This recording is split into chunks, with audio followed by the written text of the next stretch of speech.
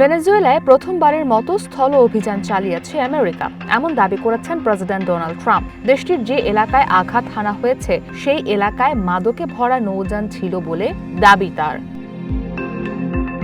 ফ্লোরিডায় ইসরায়েলের প্রধানমন্ত্রী বেঞ্জামিন নেতানিয়াহুর সাথে বৈঠক শুরুর আগে ভেনেজুয়েলার একটি এলাকায় হামলার দাবি করেন ট্রাম্প। বলেন, ভেনেজুয়েলা যে এলাকায় নৌযানে মাদক বোঝাই করে সেই জেটি এলাকায় বড় ধরনের একটি বিস্ফোরণ ঘটেছে। প্রথমে সেখানে সবগুলো নৌকায় আঘাত হানা হয়েছে, এরপর ওই এলাকায়ও হামলা করা হয়েছে।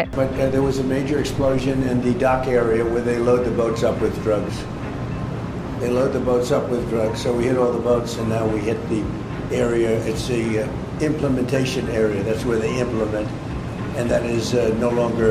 তবে ট্রাম্পের এই বক্তব্যে কোন লক্ষ্যস্থলে হামলা চালানো হয়েছে এবং অভিযানে আমেরিকা সরকারের কোন অংশ বা সংস্থা কাজ করেছে সেটি স্পষ্ট হয়নি বলে জানাচ্ছে রয়টার্স। এই হামলায় সিআইএ অংশ নিয়েছে কিনা এমন প্রশ্ন করা হলে ট্রাম্প বলেন এটি তিনি বলতে চান না। তিনি জানেন ঠিক কে ছিল, কিন্তু কে ছিল তা বলতে চান না।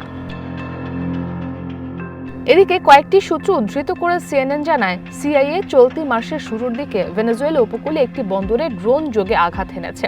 এতে প্রত্যন্ত একটি বন্দরকে লক্ষ্যস্থল করা হয়েছে। দেশটির অপরাধী গোষ্ঠী ট্রেন দে আরাগুয়া মাদক গুদামজাত করতে ও সেগুলো পাচারের উদ্দেশ্যে নৌযানে বোঝাই করতে বন্দরটি ব্যবহার করত বলে বিশ্বাস করে আমেরিকা। এর আগে সিআইএ-কে ভেনেজুয়েলায় গোপন অভিযান চালানোর অনুমতি দেওয়ার কথা জানিয়েছিলেন ডোনাল্ড ট্রাম্প। এছাড়া এক রেডিও অনুষ্ঠানে দেশটির একটি বড় স্থাপনার বিরুদ্ধে সম্ভাব্য অভিযান নিয়ে অস্পষ্ট মন্তব্য করেন। এসব মন্তব্যের বিষয়ে বিস্তারিত জানতে সিআইএ, হোয়াইট হাউস ও পেন্টাগনে কিছু প্রশ্ন পাঠিয়েছিল রয়টার্স, তবে তারা জবাব দিতে রাজি হয়নি বলে জানায় বার্তা সংস্থাটি। ভেনেজুয়েলার জুলিয়া রাজ্যে 24 ডিসেম্বর রাতে প্রাইমাজল নামের একটি রাসায়নিক কারখানায় অগ্নিকাণ্ডের ঘটনা ঘটে। এই ঘটনার সাথে রেডিও শোতে করা ট্রাম্পের ইঙ্গিতপূর্ণ মন্তব্যের সম্পর্ক আছে বলে অনলাইনে গুজব ছড়ালেও প্রাইমাজল তা অস্বীকার করে। প্রতিষ্ঠানটির দাবি করে আগুন দ্রুত নিয়ন্ত্রণে আনা হয়, আর কি থেকে আগুনের সূত্রপাত তা তদন্ত করে দেখা হচ্ছে।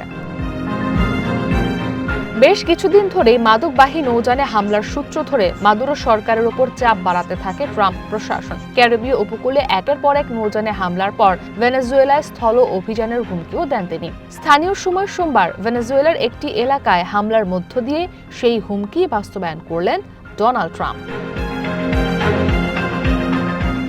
ইসরাত মুক্তি, ওয়ান ইন্টারন্যাশনাল ডেস্ক।